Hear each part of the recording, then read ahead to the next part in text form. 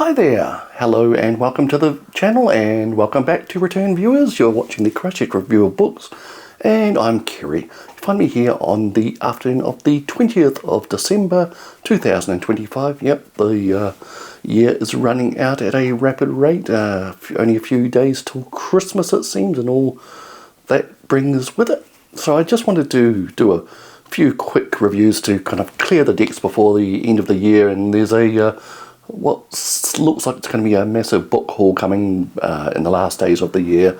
I haven't filmed that yet, so that's still in the cards. Okay, so quick review. So the book I'm looking at the moment is Junji Ito's Cat Diary, Yon and Mew. Okay, so basically some years ago now I was looking at t-shirts online and I came across a rather nice one, well, nice to me, of a cat biting its owner's hand. I discovered this was an officially licensed t-shirt reproducing images from something called Junji Ito's Cat Diary. I passed on it, then I found a rather nice knockoff version which was somewhat cheaper and probably completely unofficial and illegal, but I bought it anyway and here it goes. As you can see, it depicts a cat biting a poor individual's hand, and at the bottom there is Japanese text. Text, once translated via the wonders of the internet, told me it was from Junji Ito's Cat Diary, Yon and Mew, and I just had no particular interest in manga books at that stage. Did a slight bit of background on Junji Ito. Discovered he was a well-known manga horror artist. Let it slide. Yeah, more recently I was just playing with the translation apps again, found that title again, and thought, what the heck, I'll look it up online. And there I found it for a reasonable price via a certain large online retailer. So I thought I'd get a copy, see what it was all about. And here we go on page 52 is that very same image. Of course, the t-shirt ruins the fine line artwork in the book. Now, this is actually the first that I can remember manga book that I have bought, which is arranged in the traditional Japanese right to left way. Opens right to left, and it's read right to left, up and down the panels. So I'm not a massive convert to manga. I'm probably missed the boat on that somewhat. I mean, I do have some other Japanese graphic novel type things that have been converted to the Western way. So this is a new one for me. So, you know, I'm sure you young people out there are sniggering into your screens looking at an old man discovering manga.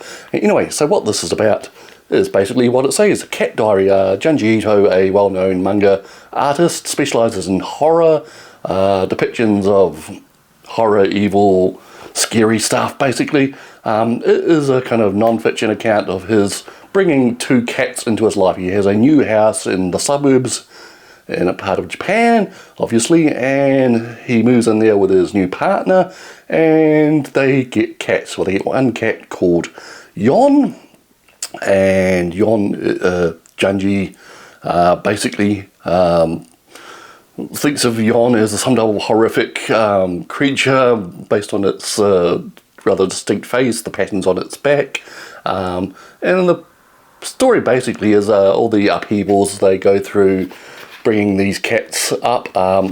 Cats, I say cats, because his partner decides that they need another cat to keep Yon company, so they get Mew, a Norwegian cat, some type of breed from Scandinavia, a long-haired cat, and basically the hijinks can commence. It's hard to pin down the tone on this book. I believe it's pretty tongue-in-cheek, humorous. The artwork is Junji Ito kind of switches between various art styles, and he's not adverse to depicting his partner as a horrific creature. Most of the scenes where she speaks, she's depicted without any eyeballs, it's looking like some type of zombie creature. The cats are depicted often as horrific creatures on the prowl or trying to attack him or wreck the home. There's some lot of cultural aspects which don't kind of make the translation. I wasn't sure the tone of it altogether do we laugh? Do we cry? Whatever. Maybe that's just me. Anyway, so, and there's some odd cultural aspects, like they rig up a panel, plastic sheeting around the walls so the walls don't get scratched by the cats. Not something I've seen done in Western countries, but maybe that's just me as well.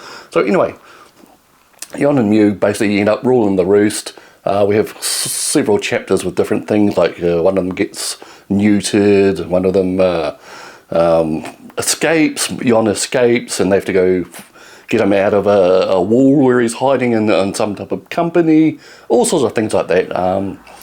So that's basically it, really. It's amusing. The artwork is fantastic. Junji Ito's horror type artwork gets used away. There's a particular memorable scene where Junji is working late hours on his artwork, and he starts hallucinating. He hallucinates the cats as mythical horror creatures, a giant slug and some other monster, that type of thing.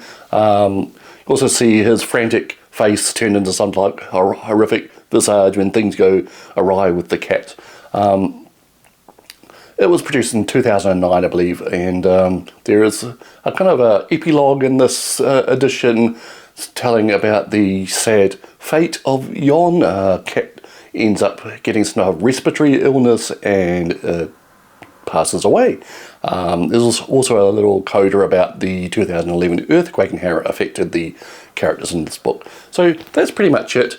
It's light-hearted but a little odd, scattered throughout the pages there, kind of like to pad out the rather thin edition, like question and answer sessions with Junji Ito himself, talks about his career and his decisions on the book.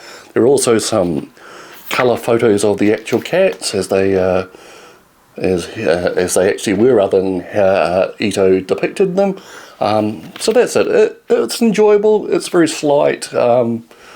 30-minute maybe read. Entertaining. It was just fun for me to see the source of that T-shirt in action and kind of like bring it home after all these years. So that is Junji Ito's Cat Diary, Jon and Mew. The names Jon and Mew, I think, are numbers in the Japanese language. I think one of them is 6, if I'm remembering correctly. Anyway, so there we go. Jon and Mew, Cat Diary. Alright, I'll be back with another review shortly. Cheers.